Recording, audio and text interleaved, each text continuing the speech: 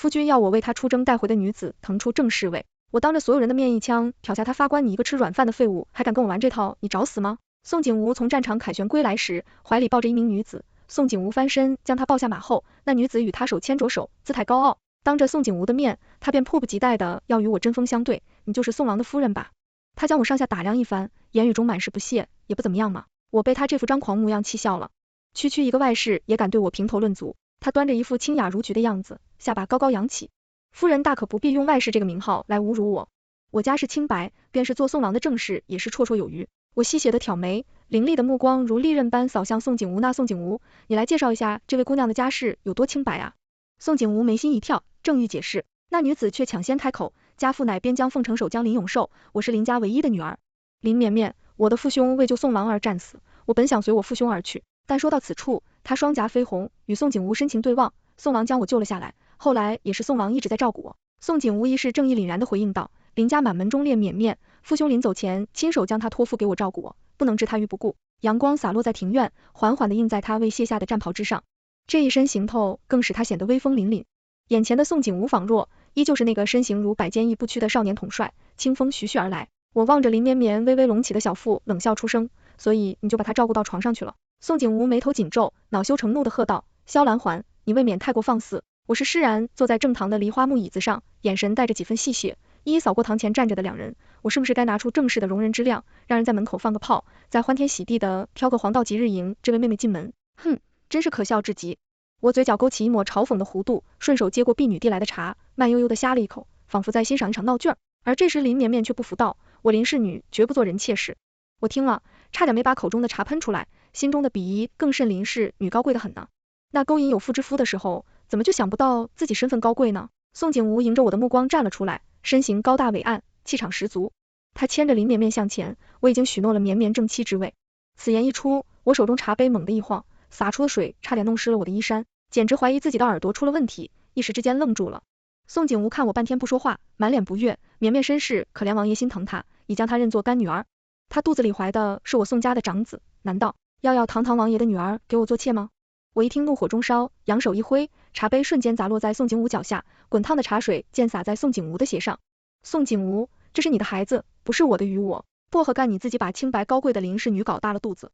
你若是觉得愧疚，只需在他父兄墓前对着自己犯错之处挥上一刀，便是说到清白高贵四字实时。我特意加重语气同，都是瞥了林绵绵一眼，顾影无听我侮辱他的心上人，顿时急了，你为何如此尖酸刻薄？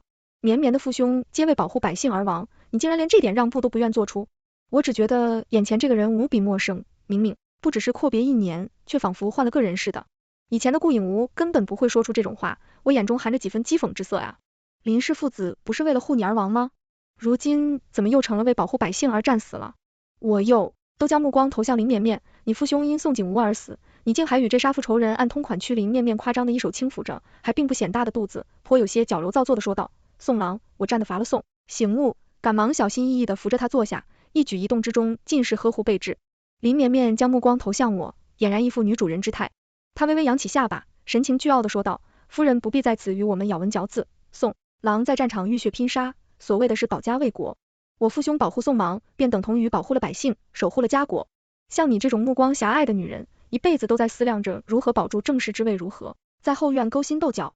他笑着摇了摇头，做出一副悲凉之态，你根本未曾见过战场的硝烟，根本不晓得像宋王和我父兄这般的英雄，为了守护家国付出了何等努力。一旁的宋景吴满含欣赏的望向他，目光狭隘勾心斗角，若不是他如今正在抢夺的是我的丈夫，欲要让我这原配被休下堂，我怕是都要信了他这一番冠冕堂皇的说辞。一旁和宋景吴眼中除了林绵绵再也容不下任何人，目光中饱含深情，我简直要笑出声音了。我15岁起便随父亲率领萧家军上阵御敌，历经大小战役30余场边，幸得蛮夷打得丢盔卸甲而逃。提起萧家军和萧郎环，星号们无不闻风丧胆。如今宋景吴带回来的这位从未提过刀枪的柔弱女子，仗着自己出身边关之地进来指责我，目光狭隘，我嫌睨了她一眼，嘴角微微勾起。那么我倒想向见多识广的林小姐请教一番了，依你之见，我如今应当做什么呢？不等她开口，宋景吴已将怀中的休书递了过去，林绵绵则将休书扔到了我面前。你现在应该做的是将休书收好下堂，而去离开将军府。我并未去接纳休书，休书掉落在地上，四面朝上。我随意瞥了一眼，却是顾影无的自己。我一手撑着眉角，目光投向宋景吴，只看得他浑身不自在。林绵绵见我紧紧盯着宋景吴刚要发作，我微微瞥了一眼婢女，婢女立刻心领神会，迅速将地上的休书捡起，毕恭毕敬地递至我手中。我嘴角微微上扬，露出一抹不屑的笑容，使出8成力气，将休书狠狠甩飞出去。那薄薄的一张纸瞬时化为利刃，嗖的一声划过宋景吴的侧脸，留下一道浅浅的血痕。一旁的林绵绵吓得花容失色，险些从座椅上摔落下去，那惊慌失措的样子实在滑稽。一旁的婢女们看到她的窘态，都忍不住偷偷笑出声。林绵绵顿时脸上火烧一般，恼羞成怒起来，你这女子好生凶悍，怪不得宋郎不喜欢你。他又心疼地抚上宋景武脸上的伤处，而后回头生气地瞪向我，宋郎对你没有爱了，你以为在此撒泼耍横便能留住宋郎的心吗？我饶是见多识广，也被他的这句撒泼耍横给惊到了。在他眼中，我这竟是撒泼。我已然有些不耐烦，不愿再与这近乎癫狂的2人交谈。我垂眸看着手上的扣单，漫不经心地说道，有些东西一旦脏了，我便不会再要你，若想要，只管拿走便是。宋景吴大抵未曾想我会说出这种话，他的神色中掠过愠怒，还夹杂着一丝机不可见的失落。他正准备与我辩驳，就对我接下来的话打断了。当初求娶我之时，你曾立下誓言，会一生一世对我好。可如今背着我养外室的是你，逼迫我下堂的亦是你。我顿了顿，眼神更加凌厉，这间宅子乃是皇上赐予你的，其余之物全是我带来的，我都带回去，你没有意见吧？我是真没想到你一个吃软饭的会跟我玩这套。宋景吴尚未开口，林绵绵便急不可耐的出声行，赶紧带着你的嫁妆离开将军府。我摆手示意他噤声。我话还未说完，你这什么急？我的目光再次落在宋景吴身上，休书要改成和离书，毕竟得心有愧的是你，不是我。宋景吴红着双眸，紧紧捏着拳头。宋景吴之前只是我父亲麾下的一名小兵，我父亲见其有勇有谋，一路将他提拔至都尉之职。去年我父亲骤然离世，蛮国前来朝见，并提议议和，条件竟是让我嫁给他们的可汗做妃子话。皇帝正想拒绝，欲借口已经将我定为太子妃。然而宋景吴却先一步在皇帝面前跪下，大言不惭地说道，萧将军临终前已将郎环托付于末将，请陛下承全老将军的遗愿。当着文武百官及蛮国使臣的面，皇帝无奈只得应承下来，为我与宋景吴赐婚。不去看一旁太子煞白的面色，宋景吴得逞，暗自高兴的领旨西恩回去后，我怒不可遏地质问宋景如，你性感欺君，我父亲根本从未有过将我许配于你的念头，你当真是好大的胆子。宋景吴连连道歉，郎环，可若是我不这么做，萧家军便保不住了。我知道陛下想用太子妃的身份与你换萧家军，但他的目的只是想要瓦解你手中的萧家军。若是你和我成亲，萧家军就不会被轻易瓦解。对我来说，嫁给宋景吴还是太子并无差别，可萧家军是父亲留下的，我一定要保住。于是我带着萧家的万贯家产和萧家军嫁进了宋府。新婚之夜，宋景吴跪着向我起誓，郎环，此生此世我绝不负你，以后宋府便是你的家，你想做什么都可以。宋景吴跟我相敬如宾，倒也做了一段时日的恩爱夫妻。一些人在背后嚼舌根，说宋景吴是吃软饭之辈，我二话不说，将那些人悉数教训了一番。而后我还把能够统一萧家军的虎符交给了宋景吴。宋景吴凭借着这枚虎符与萧家军在战场上可谓是战无不胜。去年他更是率领萧家军击退了敌方30万大军，他年纪轻轻就被封为神武大将军，皇帝还赐予了他爵位。自此死在无人妄议他吃软饭，人人都因这场漂亮的战役对他夸赞不已，极力吹捧，却无人看到那场大战中有许多萧家军的兄弟战死沙场，在宋景吴的庆功宴上，只有我为那些逝去的萧家军弟兄们流泪悼念。经常还有些官员欲将女儿塞进宋府，都被宋景吴拒绝。当时他只是用他那深情的目光凝视着我，此生我绝不纳妾。没错，他的确不纳妾，因为他这辈子只休妻。他现在可不是春风得意吗？如今真的宋景吴执掌大军，在朝上的地位举足轻重，无人敢得罪百姓们，也对他爱戴有加，而他现在又寻得了真爱。现在他剩下唯一要做的事情便是将我赶走，迎娶他的真爱。往后娇妻爱子在侧，可不是畅快潇洒至极。可他不知道，萧家军所奉从不是虎符之命。眼前的宋景吴又想起了自己先前被人戳着脊梁骨骂做吃软饭的时候，他恼羞成怒，威胁道，我待你不薄吧，你就非要这么一点情面不留。我已经不是从前的宋景吴了，别再挑战我的耐性。他搂着林绵绵的腰，端着一副上位者的姿态，居高临下的看着我，赶紧带着休书滚出。宋嘉林绵绵面露得意之色，依偎在宋景吴怀中那模样，仿佛他已经稳坐正室之位。宋郎已然不要你了，你还是不要在此处赖着不走了。我闻言眼中吧，款式嘲讽你，以为你的宋郎值几个钱，人人都稀罕。此时婢女在我耳边轻声说了几句，我转而看向宋景吴，语气冰冷，将我之前给你的东西还给我把休书改成和离书不要，要浪费我的时间。里面面气的眼睛赤红，心中愤懑难平，急忙缠着宋景吴，宋郎，我们不稀罕他的破烂东西，赶紧给他让他滚吧。宋景吴面色愈发阴沉，紧抿着唇，依旧一言不发。他当然知道我想让他归还的破落东西是什么，那可是能够统领萧家军的虎符。他不愿归还虎符，因为他心中清楚，虎符却是他如今的命脉所在。我眼神冰冷地望向宋景吴，缓缓道，宋景吴，虎符你必须归还，那是我萧家的军队，从一开始就不属于你。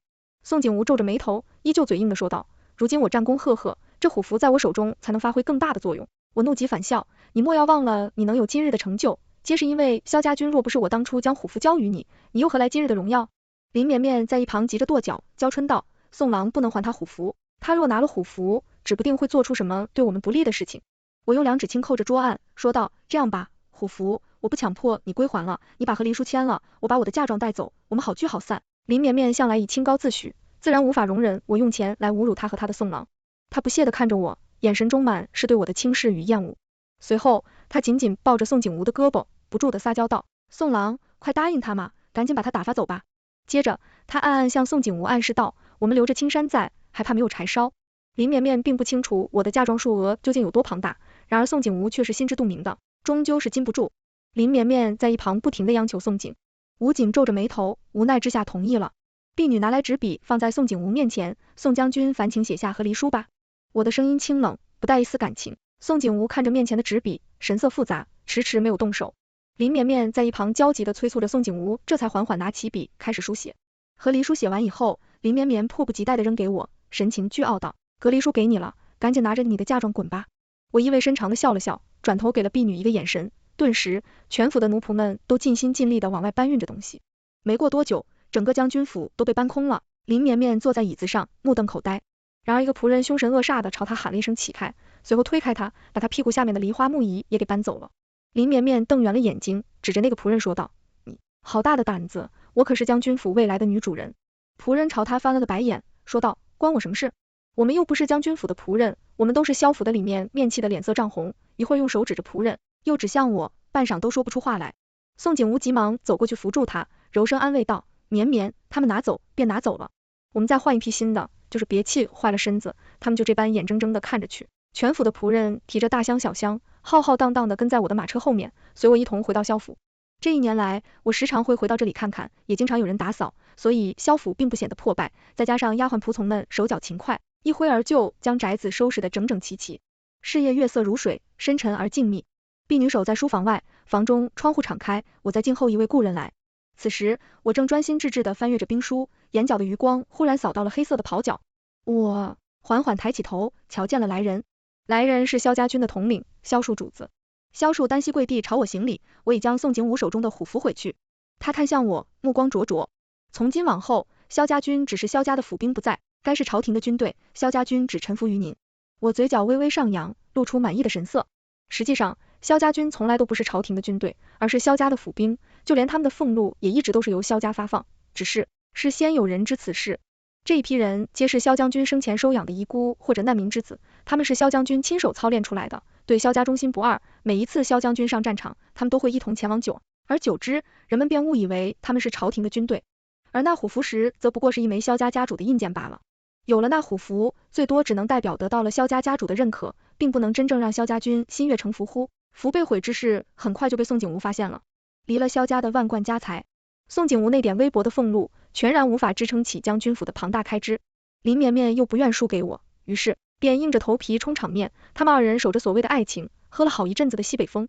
没过多久，边关告急，蛮夷再度寻衅滋事，皇帝急召了宋景吴入宫。宋景吴接下重任，在皇帝面前信誓旦旦道，此次臣必定打到敌寇，再也不敢来犯。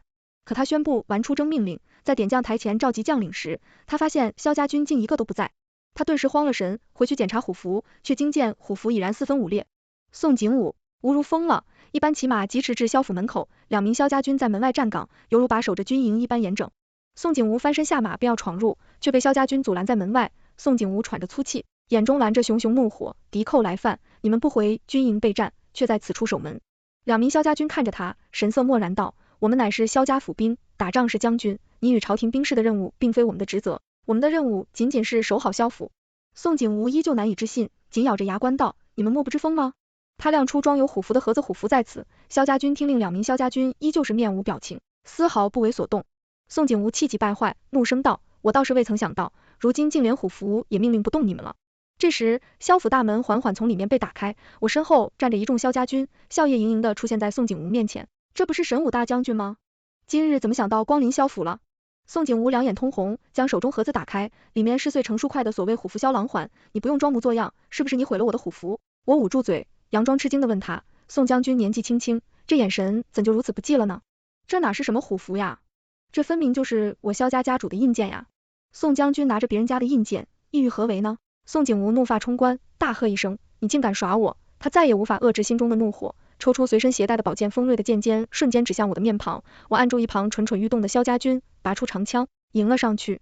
宋景武手中宝剑迅猛刺向我，剑势凌厉，带着呼呼风声。然而我却丝毫不惧，身形如燕，轻盈的一闪便避开了宋景吴这来势汹汹的一击。我们萧家的印鉴，在你那放久了，怎就成了你的东西？紧接着我手中长枪如闪电般挥出，直逼宋景吴要害。宋景吴连忙挥剑格挡，却被我的枪上之力震得手臂发麻。我抓住机会，一个箭步上前，以迅雷不及掩耳之势刺向宋景吴。宋景吴急忙侧身躲避，但还是被我的长枪划伤了手臂。受伤的宋景吴气势大减，而我却越战越勇，我的招式越发凌厉，每一枪都带着力量。宋景吴被打得连连后退，脚步踉跄，几乎站立不稳。他的脸色变得苍白，眼中充满了震惊与不甘。在我身后的萧家军们看到这一幕，都露出了振奋之色，他们对我愈发心悦诚服，同时也对宋景吴的狼狈感到快意。我看着宋景吴的眼神更加冰冷，微微向前踏出一步，手中长枪稳稳指着他，气势迫人。萧家军本就只是萧家自己的府兵，向来只听从萧家家主之令，你以为你是谁？竟妄图用虎符掌控萧家军，简直是痴心妄想。我手腕一抖，长枪如灵蛇般窜出，精准地挑下了宋景吴的发冠。宋景吴的头发瞬间散落下来，他满脸惊愕与崩溃。萧郎环，你怎敢如此辱我？看着宋景吴的狼狈模样，我发出一声嗤笑，如此不堪一击，你可真是让我大开眼界啊！你是不是离了萧家军就不会打仗了？我环顾四周的萧家军，提高声调说道，你们看看，这就是曾经不可一世的神武大将军离了我们萧家军，他竟然连一场小小的战斗都应付不了。一旁的萧家军们听了我的话，纷纷哄笑起来，叫声中满是对宋景吴的嘲讽。宋景吴听着我的嘲讽和萧家军的哄笑，只觉一股屈辱感从心底猛地冲上脑门，他的脸色由青转红，双眼好似要喷出火来，他紧紧握着手中的剑指，节因为用力而发白，萧郎环，你休要得意。他的胸膛剧烈起伏着，声音因为愤怒而微微颤抖。我驰骋沙场多年，靠自己的本事建功立业，我宋景吴就算没有萧家军也一样能打胜仗。他眼神狠狠地扫过我与在场的萧家军，几乎是从牙缝中挤出这句话，今日支持我宋景吴定会加倍奉还。说完，他毅然转身大步离去，只因先前宋景吴缔造了用兵如神以少胜多的传奇事迹。皇帝仅赐予宋景武5万兵马命，他去对战敌寇10万大军出征之日当天，城中众多百姓纷纷前来送别宋景武，而我同样来到城门前去欢送我们所谓的英雄。我与萧树一同在城楼边上的茶楼中悠然地喝着茶居，高临下的看着底下的宋景武和林绵绵如演化本一般，林绵绵挺着大肚子，眼眸中泪光点点，泪眼婆娑地送别着端坐在战马上的宋景武夫君，你一定要平安归来。张景吴的眼神缱绻柔情，伸出手抚摸着林绵绵的脸颊，你安心养胎，等我回来便为你请封诰命夫人出征的号角悠悠响起。于是宋景吴就这样率领着5万大军，威风凛凛浩荡荡地踏上了征程，那气势仿佛能踏平一切阻碍。送别完宋景吴，林绵绵甫一转身，便瞥见了坐在茶楼上看热闹的我，离开了宋景吴的庇护，他心中惴惴不安，生怕我会对他不利。我见状起了捉弄他的心思，我指了指他，又看了看宋景武远去的方向，随后做了个抹脖子的动作。林绵绵当下便如临大敌一般，慌不迭地夹着尾巴匆匆逃离。我笑，他的前仰后合，久久不能停止消述，实在无法理解我的恶趣味，在一旁无奈地看着我。边关传来捷报，宋景吴成功将被蛮夷夺走的城池夺回，然而他却仍觉意犹未尽一些，还想向朝廷以及萧家军证明自身的实力，于是上奏请求朝廷增援，兵马想要深入草原，乘胜追击，一举攻克草原。当这个消息传回来时，京城各处都在传颂着宋景吴的辉煌功绩，百姓们纷纷夸赞他是战神转世。一时之间，将军府的门槛几乎被前来道贺之人踏破，源源不断的赏赐如流水般送进将军府。林绵绵好不得意，在街上偶遇之时，都无需林绵绵亲自出面，他身边跟随的贵妇们便能将我冷嘲热讽一番。哎呀，这不是那下唐夫萧氏吗？许久不见，竟这么落魄了。我身着上好的蜀锦，颈间带着琳琅玉石，不知在他们眼中为何就成了落魄之相。随即那贵妇又转身将我与林绵绵进行比对，发现林绵绵一身素衣，连忙尴尬改口，怪不得将军要将她休弃，与您相比，她着实是庸脂俗粉。您仅仅身着一身素衣，便将她彻底比了下去。林绵绵听着贵妇们对我的奚落，嘴角微微上扬，露出一抹得意的笑容。他微微扬起下巴，轻轻挥了挥手，示意贵妇们不要再继续嘲讽我，仿佛他是多么的大度。然而，那微微上挑的眉毛和闪烁着光芒的眼睛却出卖了他内心的得意。罢了罢了，不要与他一般见识。林绵绵的声音轻柔，却带着一种高高在上的优越感。将军如今声名远扬，我等只需在府中静候他凯旋而归即可。他优雅的转身，带着贵妇们离去，那婀娜的身姿仿佛在向世人宣告他的胜利。走了几步，他又回头看了我一眼，眼神中充满了挑衅和得意，仿佛在说你永远也比不上我。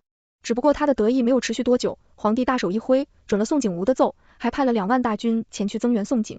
吴骑在高大的战马上，眼神中满是自信与果敢，仿佛胜利已然在握，大军如汹涌的潮水般向草原深处挺进。然而，当他们深入草原之际，却丝毫没有察觉危险正在悄然逼近。草原上看似宁静，只有风吹过草地的沙沙声和马蹄踏在草地上的沉闷声响，但在这平静之下，却隐藏着致命的陷阱。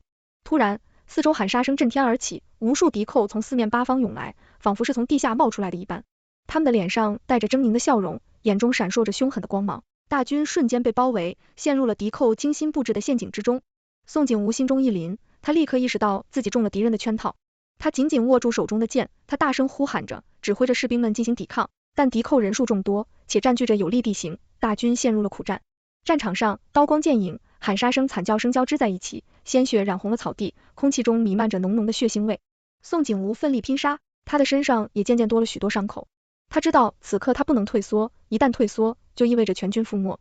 宋景吴咬紧牙关，继续顽强抵抗着如潮水般涌来的敌寇。然而，敌寇的攻势越来越猛，宋景吴身边的士兵们一个个倒下，局势变得愈发危急。尽管宋景吴拼尽了全力，但终究寡不敌众，在激烈的战斗中，他渐渐感到体力不支，动作也开始变得迟缓，敌寇们趁机一拥而上，将他从战马上拉了下来。宋景吴挣扎着想要起身继续战斗，但敌寇们死死地按住他，让他无法动弹。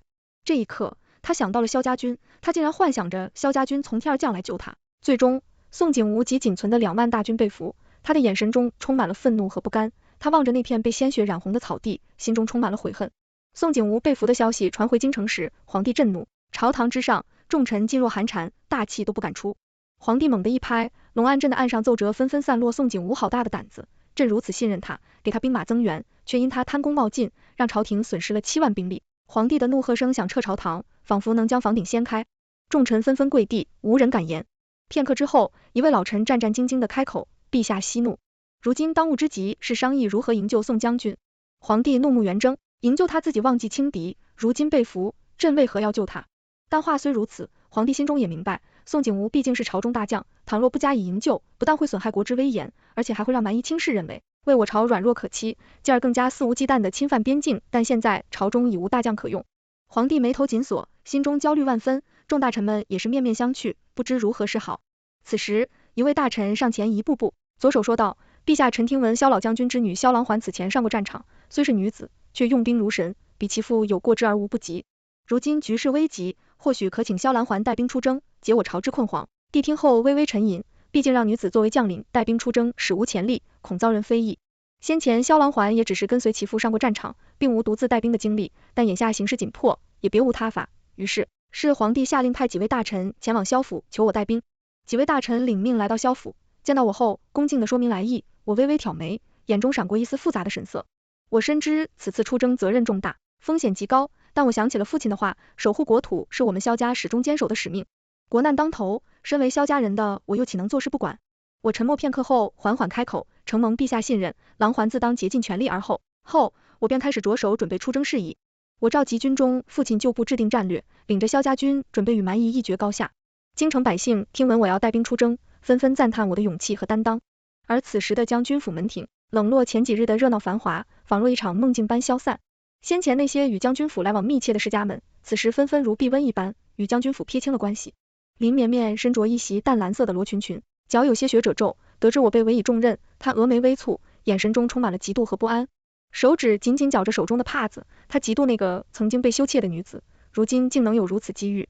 不安的是，她担心我一旦成功凯旋自己和宋景吴将会陷入更加不利的境地，但她也无可奈何，只能在心中默默祈祷，我能将宋景吴平安地带回来。出征当日，我身披银色铠甲，头戴红银盔，眼神坚定而锐利。我站在点将台上，望着台下士气高昂的萧家军将士们，今日我们出征，为的是守护我朝国土，为的是营救被困的同胞。我的声音清脆而有力，回荡在整个教场。我们萧家军从不畏惧强敌，就让蛮夷见识我们的厉害。萧家军齐声高呼，声震云霄。我一挥手，大军浩浩荡荡的出发，向着草原挺进。一路上，我和萧树精心谋划战略，我与他都深知蛮夷狡猾，不可轻敌，因此决定采用奇袭与正面对抗相结合的策略。先派出一小队精锐骑兵绕到敌后制造混乱，然后主力部队正面出击，打蛮夷个措手不及。终于萧家军抵达了草原，远远望去，只见蛮夷的营地戒备森严。我们冷静地观察着地形，心中已有了计策。夜晚月黑风高，萧家军的精锐骑兵悄然出发，如幽灵般绕到蛮夷营地的后方。随着一声信号响，骑兵们突然发起攻击，放火烧毁了蛮夷的粮草，辎重蛮夷营地顿时陷入一片混乱。此时，我率领主力部队如猛虎下山般冲向蛮夷营地。萧家军士气高昂，喊杀声震天，蛮夷们惊慌失措，纷纷拿起武器抵抗。但在萧家军的猛烈攻击下，渐渐陷入劣势。战场上刀光剑影，血雨腥风，我亲自上阵，手持长剑，所到之处，蛮夷纷纷倒下，萧家军将士们也奋勇杀敌，毫不退缩。一场激烈的战斗后，蛮夷首领被我斩杀在刀下，他们不得不投降，弹劾在蛮夷的营地中。宋景吾被囚禁在阴暗潮湿的牢房里，他们遭受了非人的虐待，身上伤痕累累，面容憔悴。满意不给他们足够的食物和水，还时常对他们进行殴打和辱骂。宋景吾心中充满了悔恨和绝望，他没想到自己的自大和轻敌会带来如此严重的后果。当得知我带领萧家军打败了蛮夷，并且作为弹劾条件要求释放他们时，宋景吾的心中五味杂陈，他的思绪不禁飘回到了从前。那时萧郎环随萧老将军出征，而他还只是一个小兵。他远远地看着萧郎环在战场上的英姿，心中满是钦佩与爱慕。他就像一颗璀璨的星辰，高不可攀，他渴望能靠近他，却又觉得自己太过渺小。没想到后来他竟有机会求娶她。刚娶到萧郎环的时候，他满心欢喜，心中暗暗发誓要好好待她。可是随着时间的推移，他心中的自卑却渐渐作祟，觉得自己无论如何努力，都无法与他并肩而立。